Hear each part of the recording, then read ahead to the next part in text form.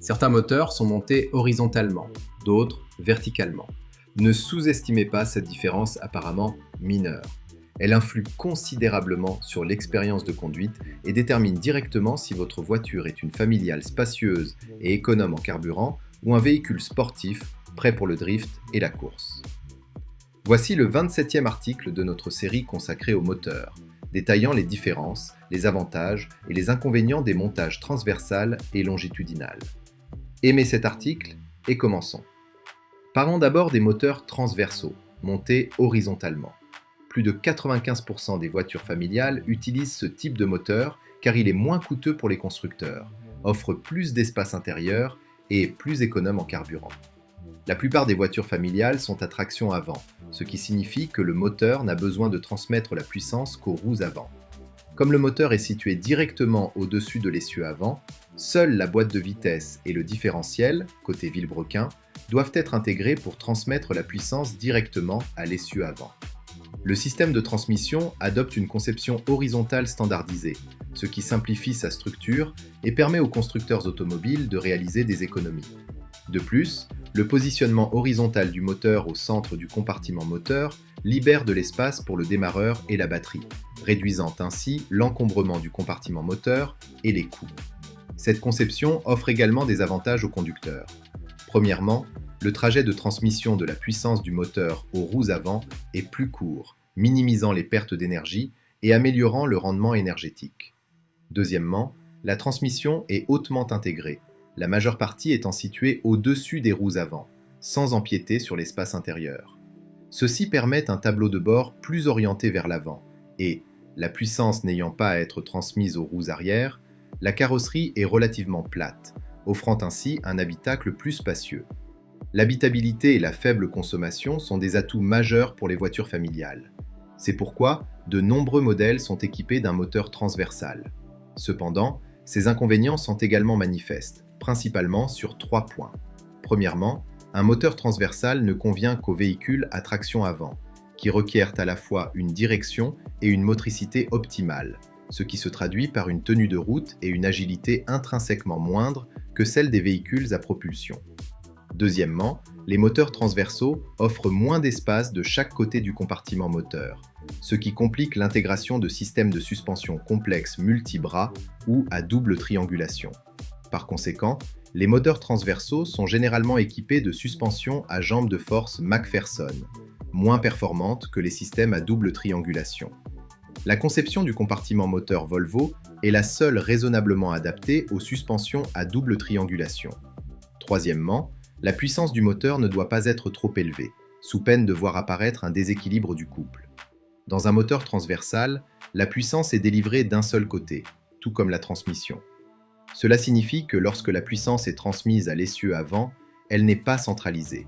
Les deux moitiés de l'arbre de transmission sont de longueurs différentes. Cette différence de longueur crée un déséquilibre du couple lors de la génération de puissance, ce qui signifie qu'une plus grande partie de la puissance est transmise d'un côté et une plus petite de l'autre. Si la puissance du moteur est relativement faible, cette différence est à peine perceptible. En revanche, si la puissance est très élevée, la différence devient significative. Le côté de l'arbre de transmission le plus court aura un couple et une vitesse plus élevée, tandis que le côté le plus long aura un couple et une vitesse plus faible. Cela provoque une inclinaison de la voiture d'un côté, un phénomène appelé effet de couple. C'est également pourquoi les voitures à essence classiques à traction avant dépassent rarement 300 chevaux. Bien entendu, cela ne s'applique pas aux voitures électriques, dont le moteur peut être positionné quasiment n'importe où. En passant d'une disposition transversale à une disposition longitudinale, verticale, du moteur, on constate que les moteurs longitudinaux sont beaucoup moins courants que les moteurs transversaux, car ils sont conçus pour les véhicules à propulsion ou à transmission intégrale. La version à traction avant de l'Audi A4L fait exception. Elle est construite sur une plateforme à transmission intégrale, mais ne possède pas l'arbre de transmission d'un véhicule à propulsion. Cette version n'offre pas les caractéristiques d'une propulsion, mais conserve un espace intérieur généreux. Grâce à la position verticale du moteur, la puissance est transmise directement et longitudinalement aux roues arrière. Cette transmission ne nécessite qu'une boîte de vitesse et un arbre de transmission verticale. Pourquoi l'absence de propulsion est-elle considérée comme un luxe ? Tout simplement parce qu'elle augmente les coûts pour les constructeurs automobiles. Les voitures économiques sont généralement dépourvues de propulsion, à l'exception des petites Wuling. Examinons d'abord les avantages d'un moteur longitudinal. Son principal atout est sensiblement le même que celui de la propulsion. Les roues avant se concentrent sur la direction, tandis que les roues arrière assurent la motricité, ce qui se traduit par une meilleure tenue de route.